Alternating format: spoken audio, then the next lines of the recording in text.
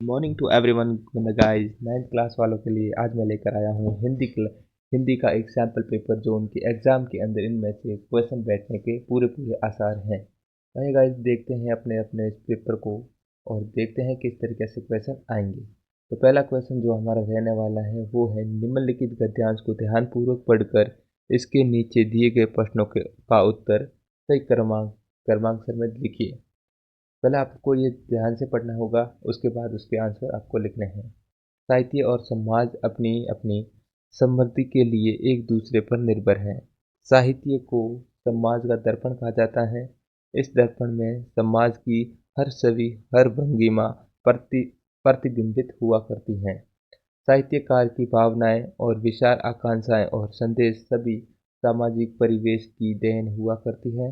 साहित्य जहाँ समाज की मानसिक प्रगति और ऊर्जा का मानदंड है, वहीं समाज भी अपनी समस्त आकांक्षाओं की अभिव्यक्ति के लिए साहित्य पर निर्भर रहता है। साहित्य विहीन समाज एक निर्जीव प्रतिमा है।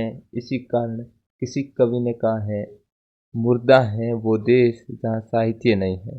साहित्य ने ही मानव समाज को पशुत्व से उठकर मानवीयता के सिंहासन पर प्रतिष्ठित किया है। आइए गाइस देखते हैं अब इसके क्वेश्चन किस तरीके से हैं। हमारे यहाँ पर पहला एक क्वेश्चन बनता है, इस गद्यांश का उचित शीर्षक होगा, क्या होगा? आकांक्षा, अभिव्यक्ति, प्रतिमा, साहित्य और समाज। तो इसका सही ऑप्शन जो होगा वो होगा साहित्य और समाज। दूसरा क्वेश्चन है हमारा, वो है साहित्य को कहा जाता है, क्या कहा जाता है? साहित्य को समाज का दर्पण कहा जाता है। बिल्कुल सही आंसर है। अगला देखते हैं हमारा तीसरा क्वेश्चन, समाज अपनी समस्त आकांक्षाओं की अभिव्यक्ति के लिए किस पर निर्भर है? तो वो हम अपनी समस्त आकांक्षाओं की पूर्ण करने के लिए वो साहित्य पर निर्भर रहता है। अगला क्वेश्चन हमारा है, साहित्य विहीन समाज कैसा है? खाली, निर्जीव प्रतिमा, दर्पण, सिंहासन। वो निर्जीव प्रतिमा के समान है। अगला हमारा देखते हैं, किसी कवि के अनुसार वो देश जहाँ साहित्य नहीं है वो है मुर्दा, जीवित, भद्दा, अज्जा। मुर्दा, ठीक है। तो अगला क्वेश्चन है तुम्हारा छठा, वो है, साहित्य ने मानव समाज को पशुत्व से उठाकर कहाँ प्रतिष्ठित किया है? स्कूल पर, परिवार पर, ईमानदारी पर, मानवीयता के सिंहासन पर। तो सही आंसर मानवीयता के सिंहासन पर। अगला क्वेश्चन हमारा एक और हमारे हमारे सामने पैराग्राफ आएगा, उसको पढ़ना होगा। इसको पढ़ करके इसके आंसर देने होंगे। क्या है, पहले इसको पढ़ते हैं। देखो, निम्नलिखित काव्यांश में से दिए गए प्रश्नों के उत्तर सही क्रमांक में अपनी पुस्तिका में कोष्टक बनाकर लिखिए। तो आइए गाइस देखते हैं अपने इसको और काव्यांश को और इसके प्रश्न उत्तरों का आंसर देते हैं। मैं मजदूर मुझे देवों की बस्ती से क्या, अनगिनत बार धरा पर मैंने स्वर्ग बनाए। अब अंबर पर जितने तारे, उतने वर्षों में से मेरे पुरखों ने धरती का रूप संवारा। धरती को सुंदरतम करने की ममता में बिता चुका है कई पीढ़ियां वंश हमारा, और अभी आगे आने वाली सदियों में मेरे वंशज धरती पर उद्धार करेंगे। ठीक है। इस प्यासी धरती के हित में ही लाया था हिमगिरी सिर सुखद गंगा की निर्मल धारा। मैंने रेगिस्तानों की रेती धो धो कर बंध्या धरती पर भी स्वर्णिम पुष्प खिलाए। आएगा इसके अंदर से क्वेश्चन है, वो देखते हैं। इस काव्यांश में किसकी महिमा बताई गई है? साफ है, धरती की महिमा बताई गई है। मजदूरों ने पुरखों से किसका रूप संवारा है? धरती का रूप संवारा है। काव्यांश में किस नदी की धारा को निर्मल कहा गया है? गंगा की धारा को निर्मल कहा गया है। अगला सवाल हमारे, देवों की बस्ती से क्या अभिप्राय है? देवों की बस्ती यानी कि स्वर्ग है। अनगिनत शब्द में उपसर्ग है, अपसर्ग बिल्कुल सही है।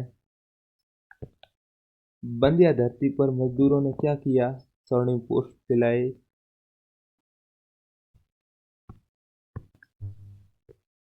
गए यहाँ पर बंध्या धरती पर उन्होंने क्या किए थे? स्वर्णिम पुष्प खिलाए।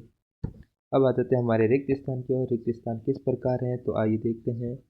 पहला रिक्त स्थान है, दो बैलों की कथा के कहानीकार श्री मुंशी प्रेमचंद है, ठीक है ना। इसके मुंशी प्रेमचंद इसके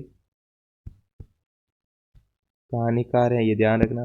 अगला सवाल है, सालिम अली ने अपनी आत्मकथा का नाम रखा था fall of sparrow, fall of A sparrow, ठीक है ना। और कबीर पंथ में उनकी रचनाओं का संग्रह बीजक में रखा गया है। ये ध्यान रखना आपको, बीजक के अंदर उनका संग्रह रखा गया है।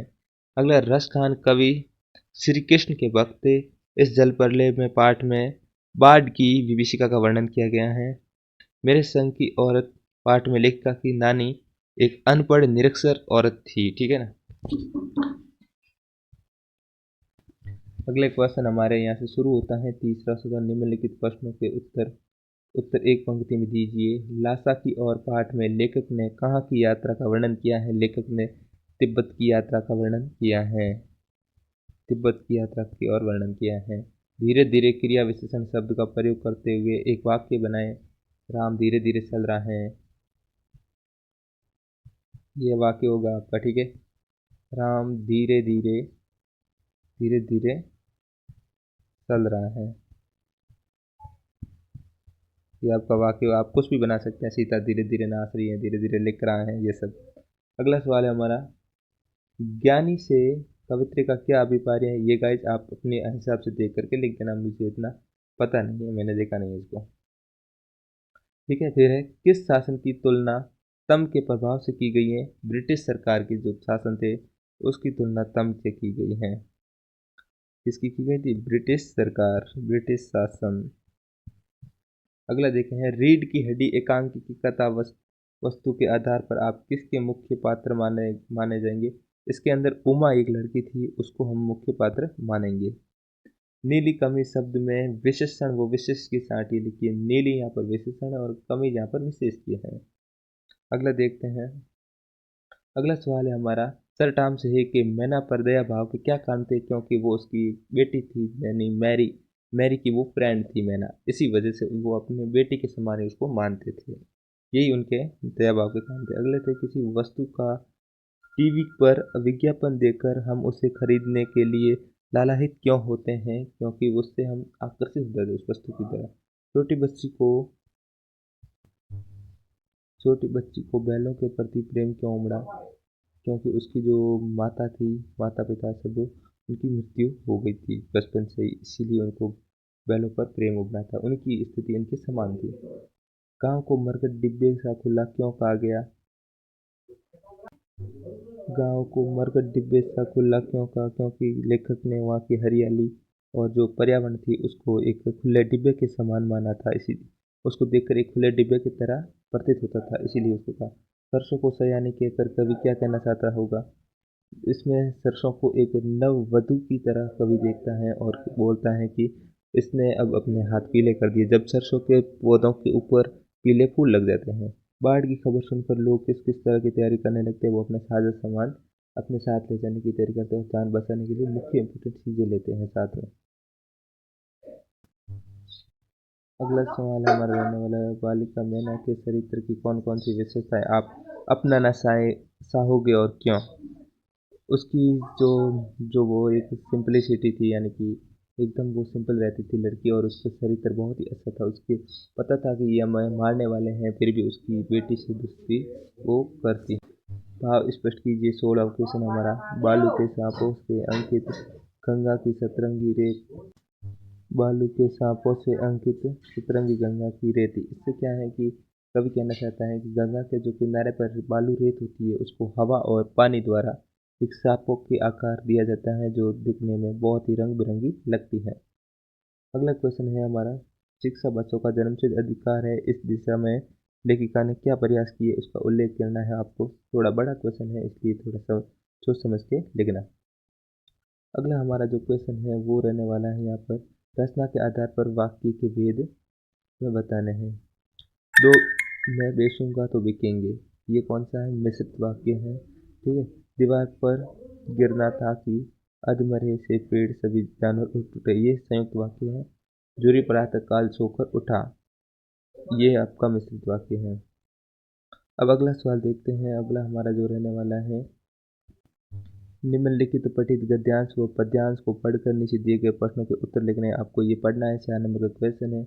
और इसके क्वेश्चन क्या है? इस पद्यांश का सब प्रसंग एक प्रसंग लिखना है और सुख की व्याख्या वह क्या ही बदल गई है, ऐसा लेखक ने क्यों कहा।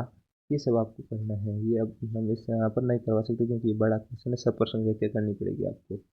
आई होप आपको आता होगा क्योंकि आपकी बुक से है। रस्सी कसे धागे रस्सी कसी धागे से खींच रही नाव, ये भी आपको सब प्रश्न व्याख्या लिखना है, भावार्थ लिखना है। अगला सवाल है कि स्व समाज में महिलाओं को उचित गरिमा दिलाने हेतु आप कौन कौन से प्रयास कर सकते हैं। तो उनको अधिकारों की जानकारी देंगे, उनके अधिकारों को और भी बढ़ाएंगे और उजागर करेंगे। ठीक है, आपका नाम पराग है और आपके मित्र का नाम प्रयाग है।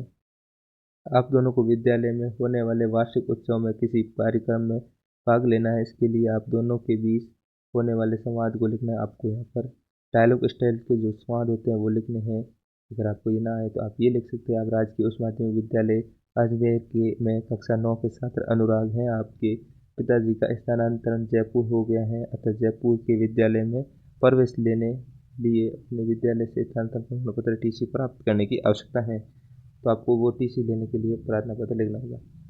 फिर जो लास्ट क्वेश्चन हमारा रहने वाला है 23वां, वो है निम्नलिखित विषयों में से किसी एक विषय का चयन करते हुए उसमें दिए गए संकेत बिंदुओं के आधार बनाते हुए लगभग 200 शब्दों में निबंध लिखना है। आपको शब्द कौन कौन से दिए गए हैं यहाँ पर देखिए। पहला आपको दिए गए हैं वो है पर्यावरण प्रदूषण, ये आपको सब यूज करके लिखना है। मोबाइल फ़ोन का दैनिक जीवन में बढ़ता उपयोग, ये भी आपको यूज करके लिखना है। ये क्वेश्चन आपके मन से लिखे जाते हैं, 5 नंबर का क्वेश्चन है।